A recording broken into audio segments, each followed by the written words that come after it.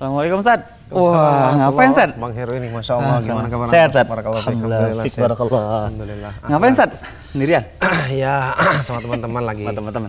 Lagi ngumpul-ngumpul. Iya.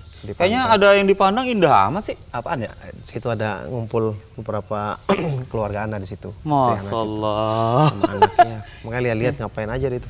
Itu isi antum, Ustaz? Ngobrol. Ya ada 3 diantaranya, yang satu nggak ikut karena sakit sih. Ya. Masya Allah. Alhamdulillah. Iya, alhamdulillah. Indah banget saat sini ya. Iya, alhamdulillah. Keindahan dari Allah. Keindahan dari Allah Subhanahu wa taala, iya. Yang karena yang menciptakan maha indah, ini baru sebagian dari keindahannya yang kita lihat sudah terpesona seperti ini. Apalagi kalau kita mengetahui kesempurnaan sifat yang maha pencipta, yang maha indah, gitu. Banyak, Ustaz ya. Banyak keindahan. Enggak terhingga kali, Ustaz ya. Dan keindahannya yang sempurna justru diturunkan dalam syariatnya.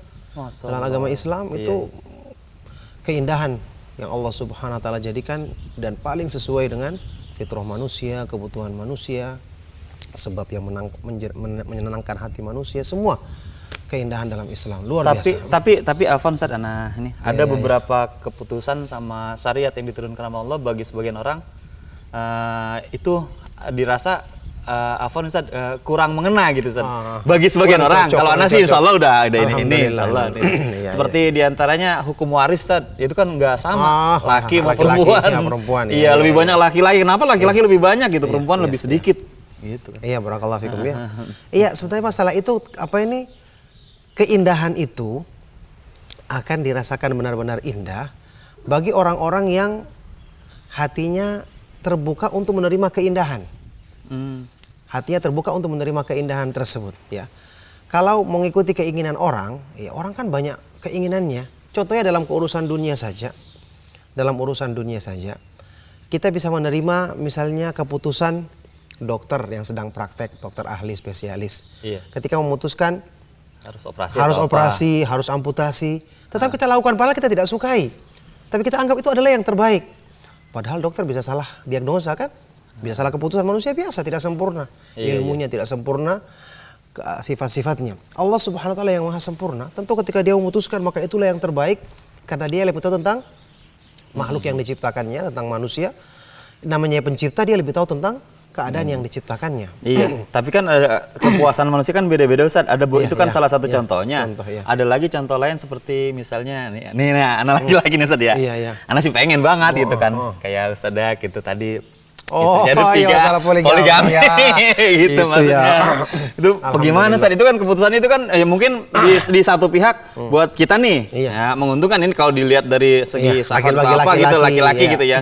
Tapi kan bagi wanita dirasa nggak adil lah, gimana bisa begitu gitu. Sama dengan masalah hukum waris tadi, ketika perempuan itu diberikan setengah dari laki-laki, ya dalam banyak masalah dari pembagian warisan ya, itu kalau kita lihat hikmahnya, kita renungkan hikmah yang diterangkan oleh para ulama, ternyata memang sangat sesuai dengan kondisi dan keadaan kaum perempuan sendiri. Perempuan kan rata-rata ditanggung oleh sama suaminya atau sama walinya, sama saudaranya. Maka wajar dia bagiannya lebih sedikit. Laki-laki dia menanggung. Iya. Dari sisi itu saja sudah kita ketahui sisi keindahan Islam. Kalau disamakan persis, maka tentu tidak mungkin laki-laki dia menanggung banyak keluarga yang lain. Dia menikah, ketika dia akan menjadi penanggung jawab pemberi nafkah. Sedangkan perempuan dia yang diberi nafkah. Tentu beda keadaannya.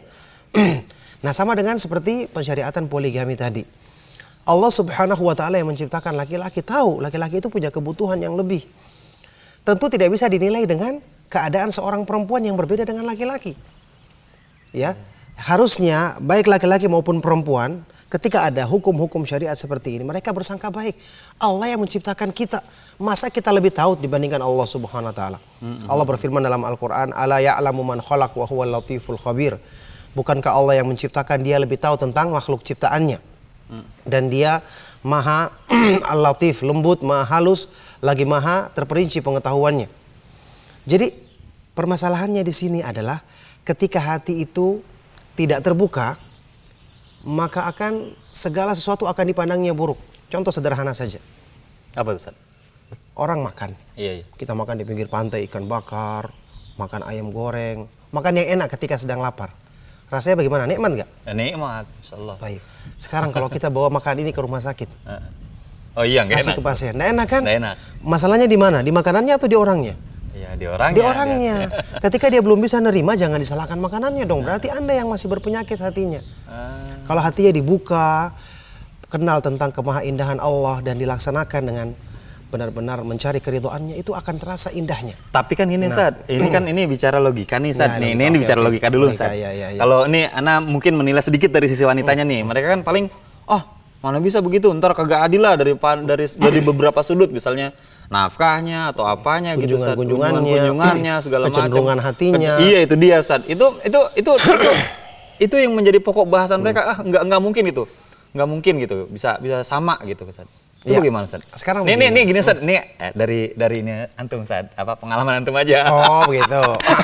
Mumpung udah ada. Sekarang gini, kita beri 2 jawaban. Iya. Satu jawaban umum, nanti jawaban yang kita bahas di seri selanjutnya. Langsung berdialog dengan praktisinya. Oke, insya Allah gitu ya. Iya. Nah, sekarang saya jawaban umum dulu. Jawaban umum sudah dibahas tadi. Yang menciptakan kita kan Allah. Tentu dia lebih tahu, tidak mungkin kalau seandainya di sini berpotensi untuk melanggar, tidak adil, zalim, masa Allah syariatkan. Padahal Allah Subhanahu wa taala kita yakin sempurna keadilannya. Hakim, sempurna hikmahnya. Artinya menempatkan segala sesuatu tepat pada tempatnya. Tidak bisa kita ragu. Yang diragukan itu manusia, kalau berbuat bisa salah. Tapi ketika dia diatur dengan hukum Allah yang sempurna keadilannya, tidak mungkin salah.